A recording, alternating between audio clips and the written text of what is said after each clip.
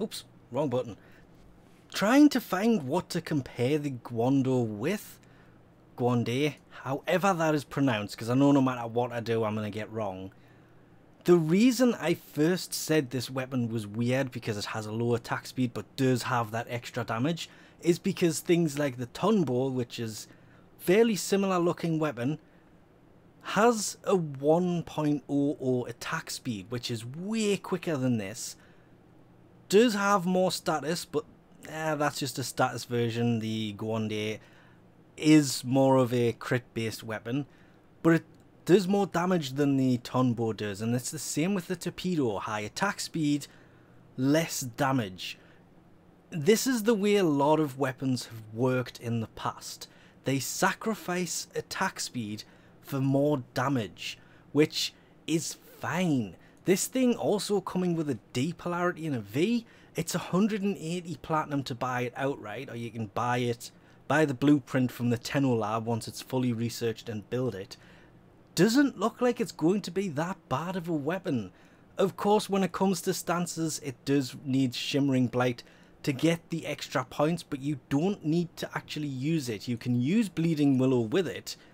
You will just get less points than you would actually matching the polarity of the stance slot to the correct mod, which in this case is Shimmering Blight. I was kind of against getting rid of the D polarity on this simply because Drifting Contact would go good in there. Of course, it is status based and this thing has 4% status chance. Kind of useless. Healing Return, Life Strike, Guardian Defense. Personally, I threw in Shattering Impact because this does have impact on it, where impact from melee attack reduces enemies' armor by +6. What I'm going to do though, which is not what I want to do, I would love to leave that on there, but I'm going to Forma 2 Vs onto this. I'm going to get rid of this one first, and then I'm going to put one in for Blood Rush, and I'm going to swap from the build that I did have on that I took off. I'm going to swap Shattering Storm for Prime Fury, because this weapon, so far, its biggest downside has just been its attack speed is ridiculously slow. I then of course went on to add another V so I can actually throw Blood Rush in here, with it being a 14-point mod, lower it to a 7-point mod, matching it to the V polarity, for a total of 3 V polarities for Prime...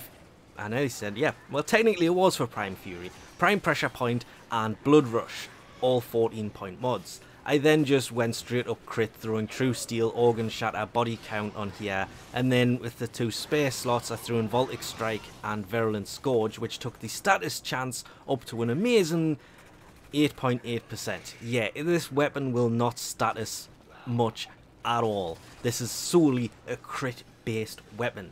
Of course the build on this, it's kind of weird because I went for the Bleeding Willows rather than Shimmering Blight. Which stance you put in here would of course depend upon your personal styles. Shimmering Blight I wasn't landing any of the combos with, whereas Bleeding Willow is one I'm more familiar with and was much easier to perform the actual combos with. That's the only reason I added that third V to it. Damage wise, though this is classed as a high slash damage weapon, even though its base stat was 63 slash, it's good against, what was it, Clone Flesh, which is Corpus, Flesh, which is just any enemy who doesn't really have armor on, and Infested. And I will admit, against those enemies it was great. Against the Grenier it did seem kind of weak. I still think I preferred my Helio Core because it had impact, but it does do a lot more damage, despite the fact the pair of them have both got the same attack speed. And that's where this weapon kind of falls off when it comes to polearms. It does a lot of damage once you get something like Prime Fury or even Berserker into this, because it is a high crit based weapon. Well, I say high, it's anything over 20% can be built as a crit weapon. A high crit weapon would be something like the Tekko, which has a 30% crit weapon, but it was nice to have something a little bit different. It had the same attack speed as the Helio Cores I mentioned earlier, which is its biggest downside. if it had a higher attack speed, it would probably have lower damage, which would kind of ruin the weapon. Its low status chance is also where it starts to fall off.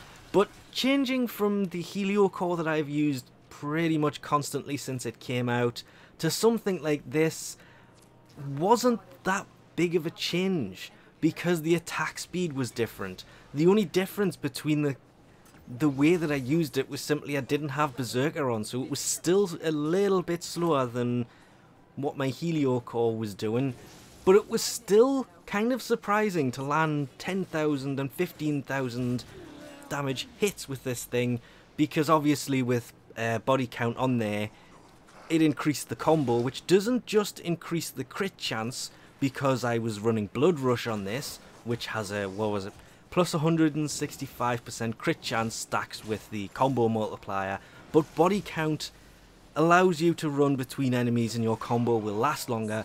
The higher the combo number goes, the higher the multiplier goes. This is true for all melee weapons though. All of them.